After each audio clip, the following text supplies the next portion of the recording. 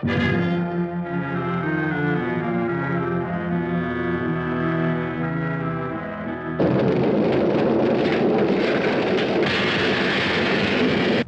alive! It's alive! It's alive! It's alive!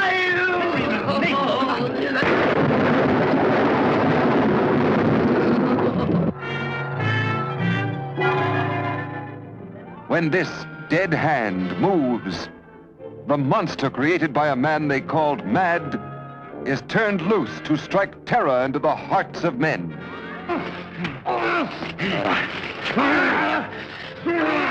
To shock women into uncontrolled hysteria. Elizabeth!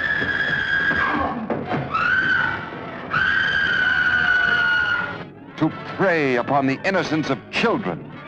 This is the story you've heard about, talked about. The spine-tingling, blood-chilling story that stuns your emotions. Frankenstein. Don't touch that!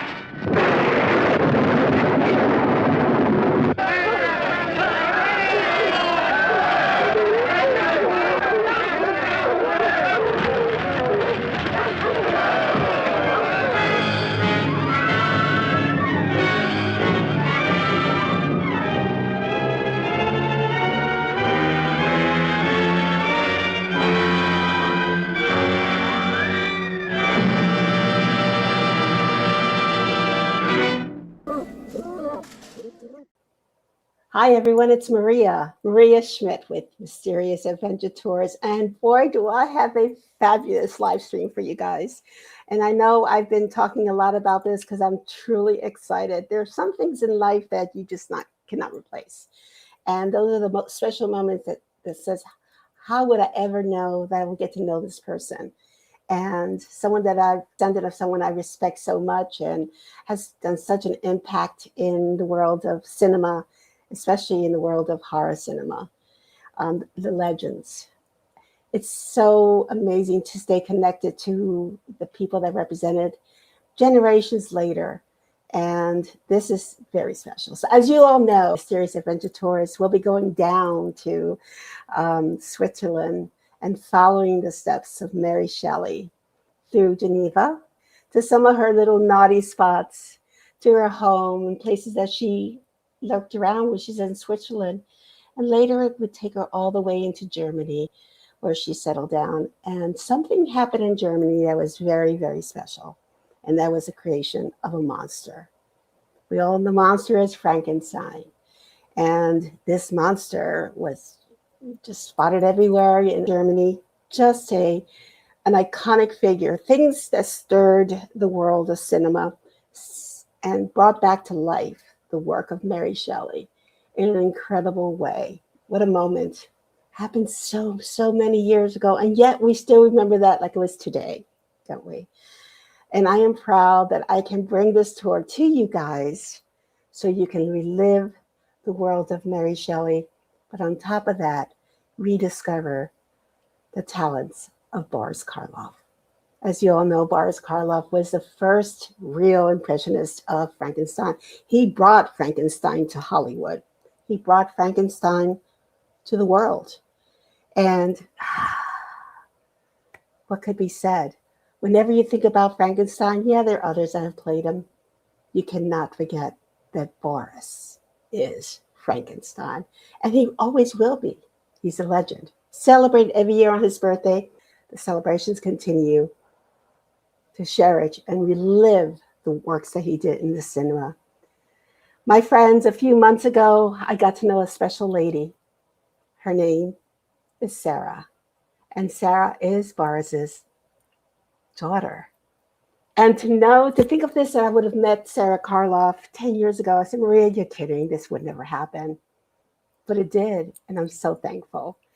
Sara and I have become very good friends, and I'm so proud that I'm bringing her into the world of Frankenstein, reliving the world of Mary Shelley, reliving the legacy of her father through the places that Mary Shelley brought him to life. Here we go. I'd like to introduce to you right now as we speak, Miss Sara Karloff. Sara, come on in. Yeah, there you are. How are you, Sara?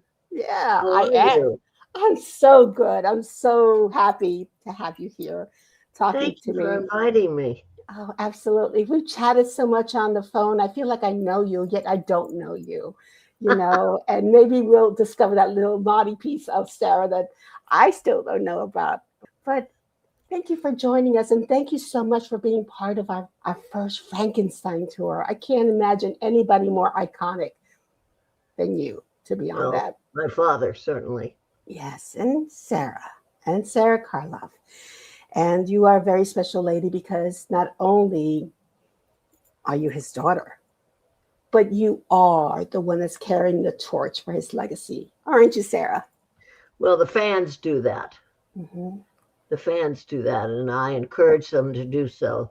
The fans are absolutely marvelous, and it is the fans that have given his legacy the long legs that they had, his legacy has.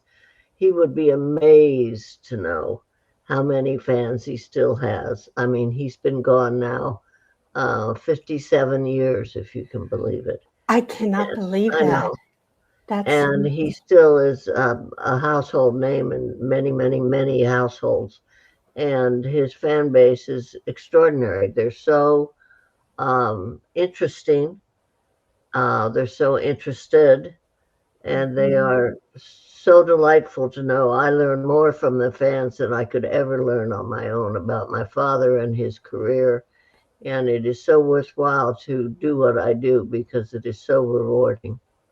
so you've dedicated your life to your father's legacy, to his memory, to keep I it to certainly help. have dedicated the last 20 some years to it, and it's Mhm. been very worthwhile. Yes. And what have you learned about your father through those years? You said you've learned a lot from your fans, from his fans, I should Well, say. I have relearned what a really remarkable, kind, wonderful human being he was. His fans already know that. I know about a lot more about his career than I did on my own. I knew him differently than the fans did. I knew a different When I say I knew a different person, I knew a different aspect of the same person that they know, that they follow. But I was very fortunate in knowing the man himself and how remarkable he was.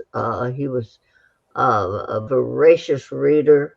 He loved to garden. He loved to read. He was a voracious reader. He uh, was very, he was a very good listener. He was a good storyteller. He was, he was just a lovely human being. And of course, that made him the antithesis of the roles he played. So the Mhm. fans know now more about the man because I tell them that side of him, and I know more about his work because of the fans. So it's a toss up who benefits more, but the fans are absolutely wonderful. And I'm so happy that you're extending yourself more intimately with the fans. And about 24 very lucky people are going to have 10 days with you, Sarah, sharing all these beautiful moments. For instance, you have never been to Frankenstein's castle in Germany, have you? That's right. No, I never have.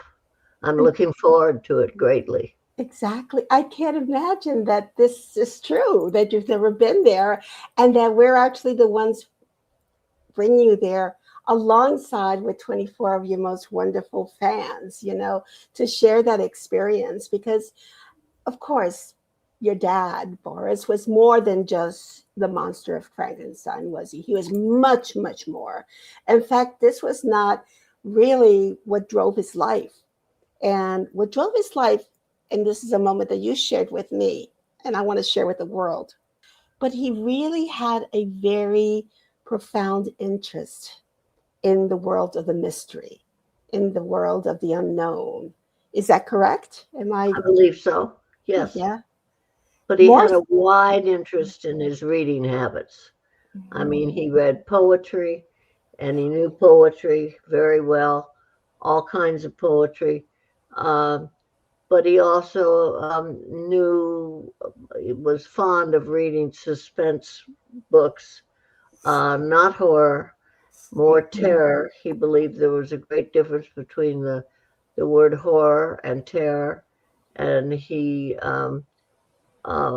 felt that the word terror was an acceptable word and an acceptable emotion to portray and watch in a cinema, and the word horror was really a disagreeable word, to put it lightly. That it was denoted gore and terribly unattractive things, whereas horrific things. Horrific things.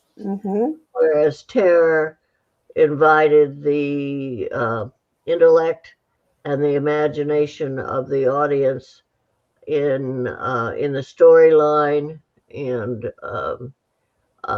invited the audience to participate in what might be coming next and to digest what they have just seen, rather than have the gore and blood and guts dumped right in your lap. And we spoke about that because you and I both are not big horror film fans. No, I'm not. You know? It's a badly kept secret that I don't like scary movies. And believe me, we're not going to put you in that situation in Switzerland or in Germany. I leave the room during Murder, She Wrote. I'm such a scaredy cat. But you know, what you just said is extremely powerful, because I think people don't know the distinction between terror and horror. And Sure. Horror, like you said, it makes me think it's horrific. It's bad. It's evil. Horror is what you find on the streets, and terror is what you look for on the screen. And terror is also an emotion, as opposed to horror. Horror is not an emotion, but terror is an emotion that gets implanted with us intellectually, right? With our interests and what the surroundings are with us. It's a feeling, just like love is a feeling. So Right. is A little different. So is terror. So it's a little different. Yes, I know they're polar opposites, but they're both human components. Yes. Whereas But horror really is not. Horror is a totally different entity. And at that's least what in my opinion.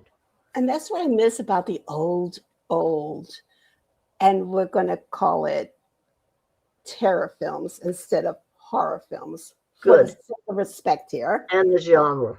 And the genre. And that's what, back then, when I saw a scene of Dracula going to bite someone, you hardly ever saw the two fangs penetrating and suck up the blood. You never saw that.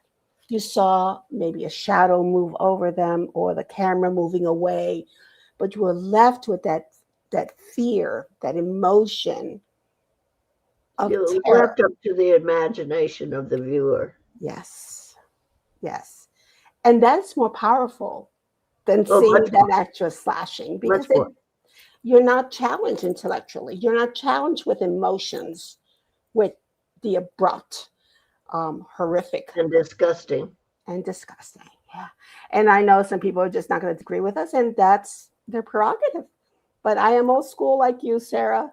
And they can buy that ticket. So, and that was one of the most profound things you taught me. But I also, like I mentioned, he was intrigued with the unknown and things that cannot be explained.